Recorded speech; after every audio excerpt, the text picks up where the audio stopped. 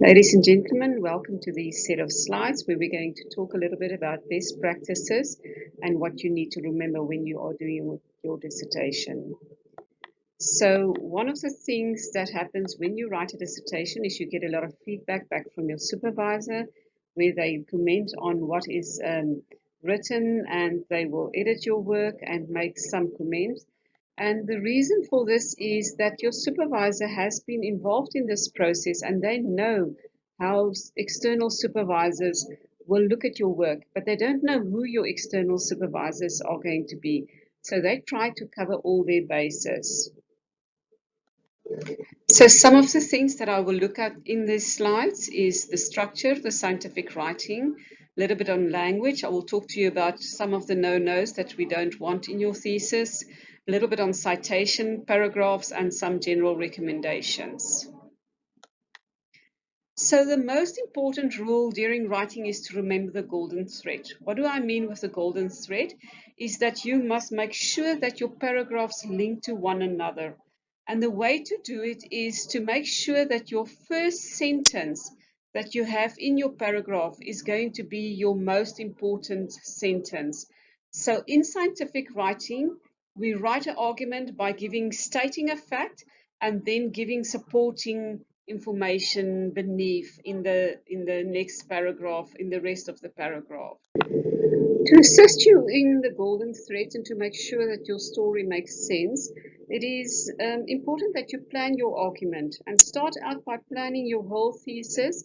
Then you plan what chapters are you going to have, and then in your chapters, which headings are you going to have, and then in those headings, which paragraphs are you going to have. So use tools such as FreeMind or Mind Manager or the Brain to help you with this process. As I said, you start with the outline of your document, then the chapter, and then the outline of your paragraph. When one looks at your introduction, your index, you must be able to see a storyline. Like here you can see the main section is theoretical framework chapter. Then there's subsections 2.1, introduction, background information, process, model structures, and each of these then have some subsections. You have to remember while you are doing your thesis that you can very easily bore your external if you're going to have pages and pages and pages of text. For example, if you look at this, you won't be able to read it, but it's just pages and pages and pages of text. Your external will get very tired. You can very easily make the same text, exactly the same text, a lot more interesting by using bullets, boxes, and graphics. So I took exactly the same text. I added in the text a figure. I added some bullets. I added some highlighting of the research questions. I've added a table in here. So immediately the text becomes much more interesting. Also, by adding graphics to your text, it makes the text more interesting and easier for the external to understand. And remember, you want to make the life of the external as easy as possible. This is a chapter map of a student where the chapter 4 outlay is discussed or graphically showed in the beginning. Or you can have a whole chapter map here. You can see the chapter map, chapter 1, chapter 2, chapter 3, chapter 4, and so on. This helps the external to understand the structure of your thesis.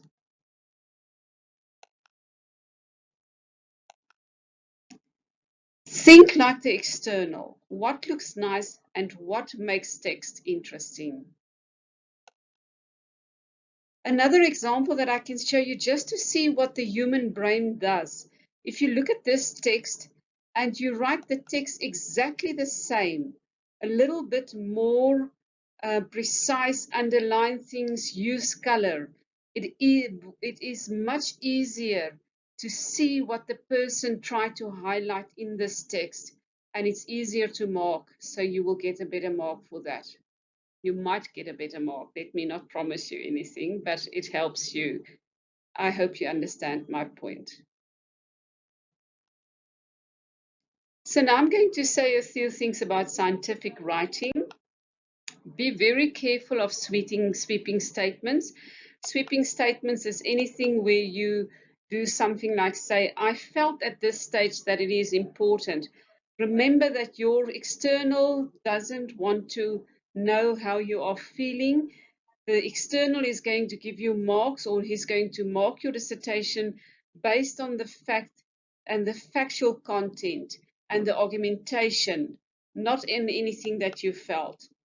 Be careful of using words like it is all about. It is a bad way of writing.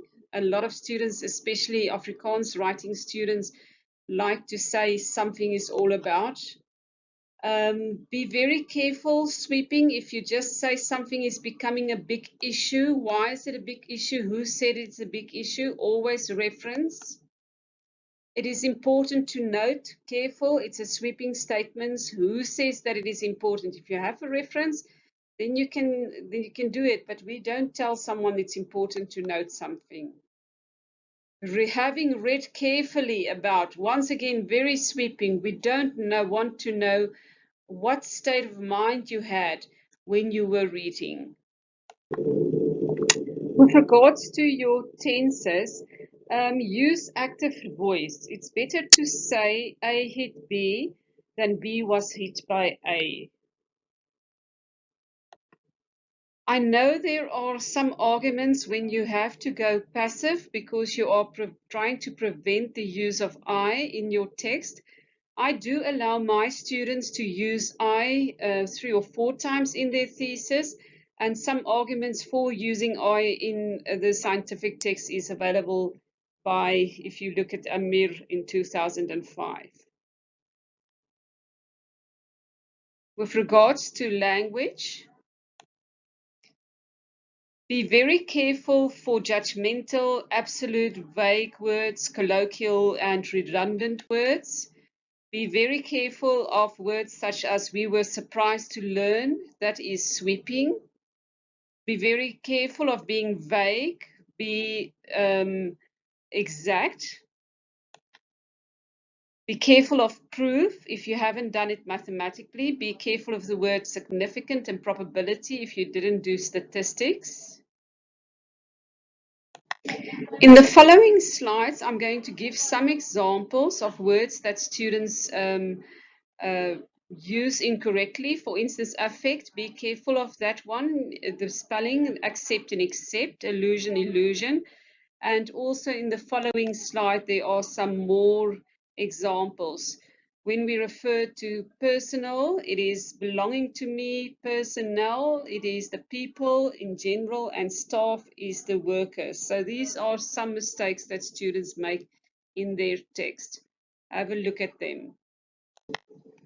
Always remember the KISS principle, keeping your writing style simple and easy to understand. Don't over complex your text. If you can have something described by one word, don't use 5 descriptive words. On numbers, in text, write out the numbers in words from 1 to 9. Then use figures for numbers from 10 upwards. You may use numbers lower than 10 in the case where you are going to use scientific units or numerals or show a percentage. But never ever start a sentence with a number. Write out the number in full. With regards to the format of your text, I prefer my students to use 11 point in their text. And then for tables, you can use a 9 font and single space in tables, always single space. But in your text itself, I prefer my students to use a spacing of about 1.2. Double is much too big, and 1.5 is also too big. With regards to the text, your typeface for body text should be quiet, simple, and regular to ensure that the eye moves easily.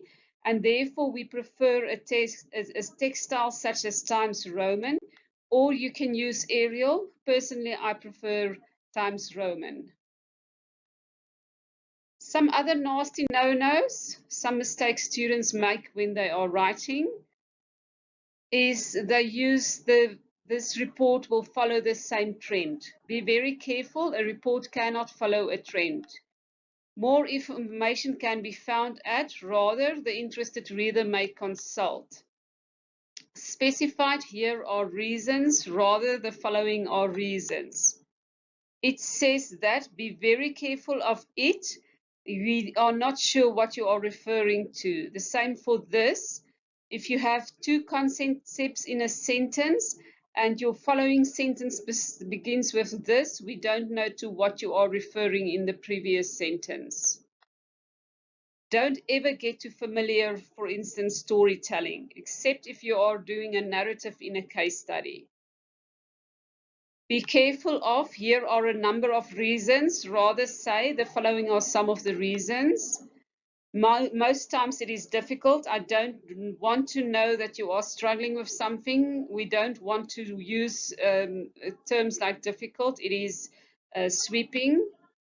As you can see in figure 1, rather, in figure 1, the concept is illustrated. Be consistent with your capitalization of words. We capitalize chapter 1 or table 1, or we always refer to chapter 2, table 2, the first letter is capitalized. Always use the same bullets and list. If you start with a black dot, always use the black dot. Don't go between different types of bullets. In your references, be very careful for according to Smith and then repeating Smith. Smith should not be repeated here. This is wrong. Okay, this is the right one is to write it according to Smith 2004. This is a mistake many of the students make. Never, ever, ever reference Wikipedia. Ever. Be consistent. Your text always starts on the left-hand side, except if it's a definition that you want to highlight or text where someone said something. With regards to citations, we give the whole section, and then if everything in this section comes from Cronje, then only Cronje is given at the end. Be very careful of plagiarism. If you are using anything directly from someone else, put it in inverted commas. Don't do it too much, because then your external is going to think that you could not simulate the words yourself. You all know Turnitin. We will put your work through Turnitin, and that will give us an indication of the plagiarism that was in the file. So be careful of plagiarism. Remember, when you do a direct quote, that it must be in inverted commas or italics, and you must include a page number when you refer to that section. Some stuff on paragraphs. As I said when we were talking about the golden thread, find the main idea of each paragraph, summarize the whole piece in one sentence. That goes in the beginning, and then only you give more information. Paragraph, one idea per paragraph, arranged in a logical order, contains all information needed, contains no unnecessary information. So how to structure your paragraph for easy reading? Determine the main idea, and it comes in the first sentence. Find supporting information and arrange it in order. With regards to tables, remember to synthesize, don't summarize. So what goes into your table should always be discussed outside the table. When we do a table or a figure, it's always important to describe exactly what is happening in the table and in the figure. For instance, you can describe it by saying this is a summary and this is the following. More important with a figure, because a figure is usually drawn with flow, so you need to describe the flow that's happening in the figure. There must be a description of the table and the figure. I can't say it too many, and you have to have the table and the figure directly after you have referenced it. So in the text, when you say in table 1, there is a description. then the table is directly after that sentence. And I say it again, there must be a description of whatever is in the table or in the figure. Some other general recommendations. In writing the dissertation or thesis, begin by reading some of the thesis supervised by your supervisor. I say to my students they must read at least 5. You don't read every word, but you look at the structure, you look at how everything is presented. And you can get it in the libraries. There's current and completed research. There's databases of theses and dissertations in many places available. Use graphics to illustrate it. I have said this. I'm going to say it again. People are graphical inclined. Use graphics. Get hold of some evaluation material, e.g. be a reviewer of conferences if you are writing an article to see exactly how people are writing and evaluating those materials. This is an example of a review material. Ask your supervisor for an evaluation form and how the things that we look at when we evaluate our dissertations or other universities' dissertations. Okay, remember to explain all your different terms. I prefer my students to do it either in chapter 1 or before chapter 1. Use a reference tool such as EndNote so that if we publish from your work, that we can easily just change the format and the description. Get a technical reader. Get one of your friends or get someone that's good with English reading so that even when you hand in some drafts to your supervisor, that it's at least recently decent. Okay, so that is a little bit on some of the mistakes that students made. There are we will have a question session, but these are also some of the references that I've used in this text. Thank you.